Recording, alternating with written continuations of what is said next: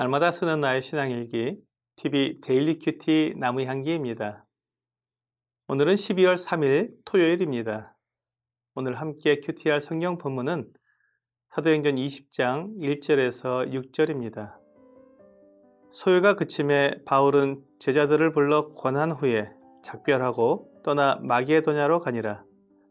그 지방으로 다녀가며 여러 말로 제자들에게 권하고 헬라에 이르러 거기 석 달 동안 있다가 배 타고 수리아로 가고자 할 그때 유대인들이 자기를 해하려고 공모함으로 마게도냐를 거쳐 돌아가기로 작정하니 아시아까지 함께 가는 자는 베레아 사람 브로의 아들 소바다와 데살로니가 사람 아리스다고와 세군도와 더베 사람 가이오와 및 디모데와 아시아 사람 두기고와 드로비모라.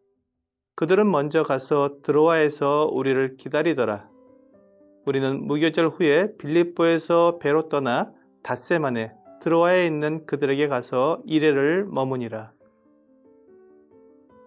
바울이 3차 전도여행을 시작해 갈라디아와 부르기아 지방으로 다니다가 에베소에 와서 3년 동안 가르쳤습니다. 오랫동안 에베소에 있으면서 여러 가지 일들을 겪었고 마지막으로 은장색 데메드리오에 의해 큰 소동을 겪은 바울은 에베소를 떠나 마게도냐로 갔습니다. 마게도냐 지역에는 빌립보, 데살로니가, 베레아 등 그런 교회들이 있었습니다. 이 교회들은 2차 전도 여행 때 바울이 마게도냐로 건너와서 세운 교회들입니다. 마게도냐에 있는 교회들을 돌아보고 권면한 후에 헬라로 내려갔습니다. 헬라 지역은 신약시대에는 아가야로 불리는 지역입니다. 이곳에는 아덴과 고린도, 겐그레아 등의 지역이 있습니다. 바울이 헬라 지역에서 3개월을 머물고는 2차 전도여행 때처럼 배를 타고 수리아로 돌아오려고 했습니다. 그런데 바울이 헬라로 내려갔기 때문에 그곳에서 배 타고 수리아로 갈 것을 예상한 유대인들이 바울을 해칠 계획을 세웠습니다.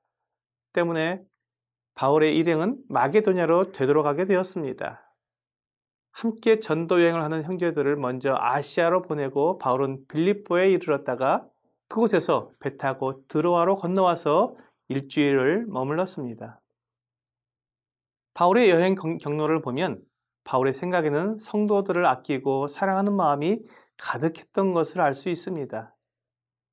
에베소에서 오랫동안 수고했으면 그대로 수리아로 돌아갈 수 있었는데 에베소 소동이 그치자 마게도냐로 건너간 것은 바울의 마음에는 자신의 안위보다는 교회 성도들의 영적 성장이 더 중요했기 때문이었습니다. 마게도냐에서 곳곳의 교회를 다니면서 형제들을 권하고 돌아봐 주었습니다. 바울이 사랑으로 권하는 한마디 한마디가 마게도냐 성도들에게는 큰 위로와 힘이 되었을 것입니다. 이 세상을 믿음으로 살아가는 것은 결코 쉽지 않으며 주님께서도 세상에서 환난을 당할 것이라고 말씀하셨기 때문에 믿음을 지키는 성도들이 여러 어려움과 곤고함이 있었을 것입니다. 바로 그때 그들보다 더 많은 환난과 박해를 받으면서도 기쁨과 확신 속에서 주님을 섬기는 바울의 방문은 하나님을 만난 것 같은 큰 위로가 되었을 것입니다. 바울은 그것을 위해 자기의 안위를 돌아보지 않고 마게도냐로 건너온 것입니다. 바울은 이제 헬라로 내려가서 아덴과 고린도를 방문했습니다. 그곳에서 석 달을 머물렀습니다. 바울에게 고린도 교회는 매우 특별한 대상이었습니다. 고린도후서 11장 2절을 보면 내가 하나님의 열심으로 너희를 위하여 열심을 내노니 내가 너희를 정결한 처녀로 한 남편인 그리스도께 드리려고 중매함이로다 라고 말씀하고 있습니다. 바울은 고린도라는 도시를 잘 알고 있었습니다. 그곳이 얼마나 음란하고 세속적인 곳인지는 이 현재 남아있는 많은 기록으로도 확실히 알 수 있을 정도입니다. 그렇게 성적으로 타락한 지역에 세워진 교회를 향한 바울의 마음을 이 말씀에서 잘 알 수 있습니다. 너희를 정결한 처녀로 한 남편인 그리스도께 드리려고 중매한다는 말씀은 그들에게 신랑을 만나기 위해 기다리는 신부처럼 고린도의 부정과 더러움에서 몸과 마음을 깨끗이 하고 거룩과 정결한 삶을 살도록 강하게 권면하는 바울의 사랑이 담겨 있습니다. 신부가 신랑에게 기쁨을 주고 사랑을 받을 수 있는 것이 무엇이겠습니까? 신랑을 사랑함으로 자신을 지켜 정절로 단장하는 것입니다. 고린도에 온 거짓 교사들에 의해 믿음으로만 구원받는 것이 아니라 행위로 또 할례와 모세의 율법을 지켜야 구원받는다는 이 혼합된 가르침에 미혹을 받아 참된 믿음에서 떠나려 하는 그들을 위해 바울은 석 달을 머물면서 사랑의 교제를 나눈 것입니다. 오늘날도 고린도 교회가 처한 상황과 그렇게 많이 다르지 않습니다. 교회를 둘러싼 세상은 온갖 탐욕과 부정, 부패, 그리고 정욕에 가득 차 있습니다. 우리가 눈만 잠깐 돌려도 온갖 외설스러운 것들이 눈에 들어옵니다. 그리고 넘치는 정보로 인해 하나님 말씀에 대한 혼잡한 가르침들이 홍수처럼 밀려 들어와 무엇이 참되고 무엇이 진리인지 구분하기 어렵습니다. 바로 이때 필요한 것이 바울처럼 하나님께서 세우신 하나님의 일꾼들이 올바른 말씀과 바른 분별로 전해주는 하나님의 말씀입니다.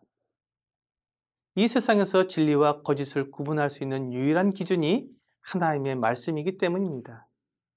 오늘날은 바울처럼 사랑과 진리로 성도들을 돌보는 일꾼이 필요한 시대입니다.